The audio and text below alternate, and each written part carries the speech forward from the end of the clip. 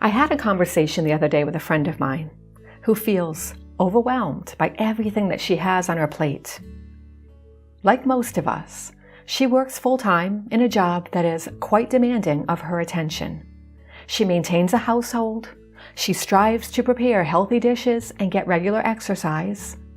She has a few side hustles that she wants to get off the ground, so one day she can possibly focus on one or two things instead of the 5 to 6 that she's dealing with now. As she was talking with me, her voice began to shake. Her breathing became labored. She sighed a few dozen times. Her face began to tense, and she complained. She had no more energy in her to carry the load. Sound familiar?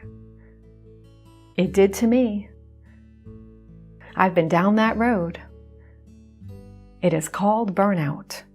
It is called doing too much and expecting everything to fit onto that plate without falling off. That might work in the short term, but overfilling that plate in the long term is a recipe for disaster. So as my friend continued to labor for balance as we walked and talked, her frustration grew. She had so many great ideas to set into motion, but not enough time or energy to push things through in a way that would help her progress.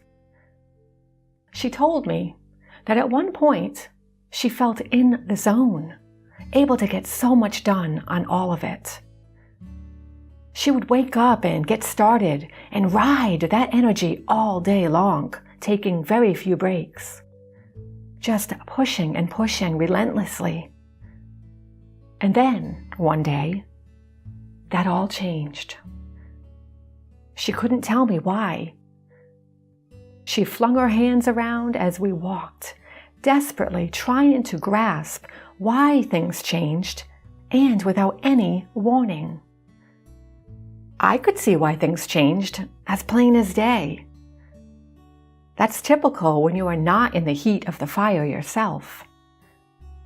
It is easy to see all the pieces in play when you are not the one playing the game.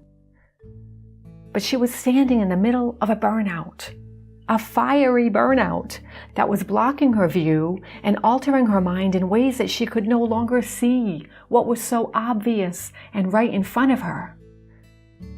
That is burnout. Until she clears some things from her plate, she will continue to feel this overwhelming sense of energy depletion, rendering her unable to focus in a way that will keep her desires stoked. It is great to have goals and desires and a steady pulse on actions. But it's only great as long as you are not burning the wick on both ends. Because when you do that, that light, that energy will fizzle out. Have you ever felt this way? Completely overwhelmed and unable to continue with projects, even those projects that you absolutely love? You are not alone. Even the most passionate of creative people can end up burning out from the pressure of always trying to keep up with an unrealistic pace. When my friend first set her pace, she was fresh. She had ideas overflowing. She had energy, drive, and focus. But then, somewhere along the way, she added more and more ideas. And then one day, the load became too much. She burned herself out.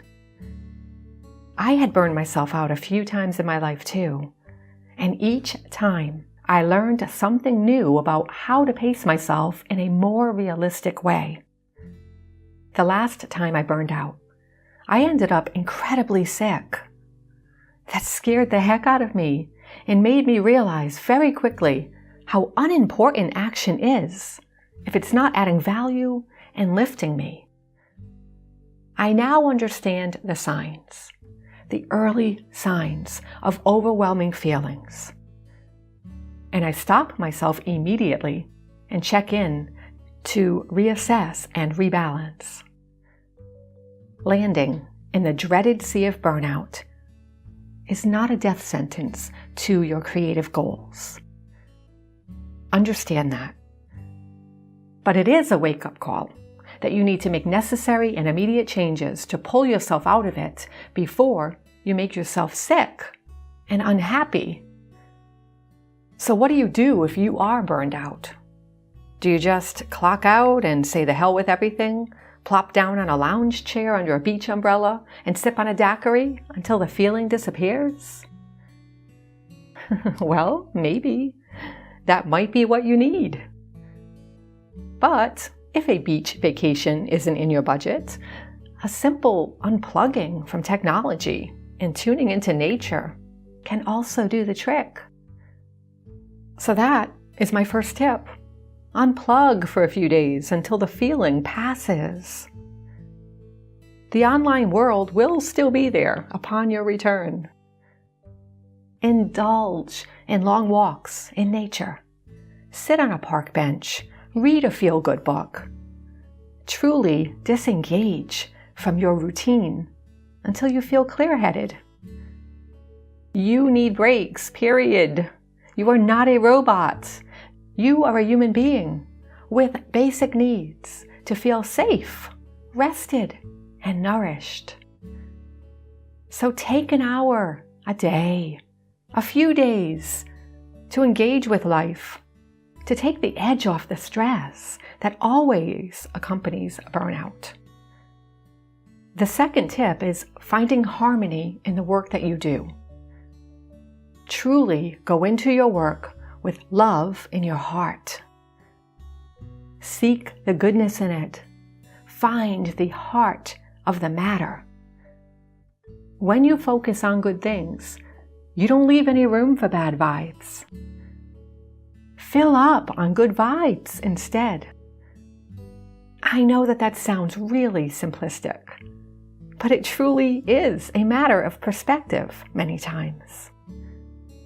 If you are overwhelmed about a book that you are trying to write and feel burned out from trying to balance writing it with working full-time and cooking meals for your family, then try taking a few moments to tune into something about each one of those actions that you absolutely love doing, and perform the tasks with that love in the forefront. It will make a difference. The third tip is to make time for wiggle room. First of all, I love the word wiggle. It reminds me of how my dog Bumblebee used to wiggle around a room for attention. And that always brings a smile to my face. I made sure that when I wrote her into my novel, The Pet Boutique, I did so with plenty of wiggles. We need wiggles. When she was alive, she was an expert in wiggle room. In fact, she demanded wiggle room. You know, those moments in a day when you put everything else aside and just sit, breathe, snuggle, relax, chill out for no other reason than because it feels freaking awesome to do so.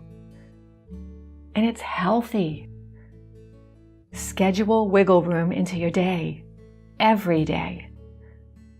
You will recharge and refresh by doing so. My fourth tip is to change your environment. Sometimes when I'm writing a book, I tend to get stiff and uninspired by looking at the same damn scenery day in and day out. So I started changing things up. One day, I go to a bookstore and I work from there. Another day, I sit outside on my back deck. I sit in a different room. Little changes like this have big impacts because they shift your creative mindset. Routine is good, don't get me wrong. But it can dull the senses if you hold too rigidly to it. Change it up once in a while, and you'll likely get a burst of renewed energy.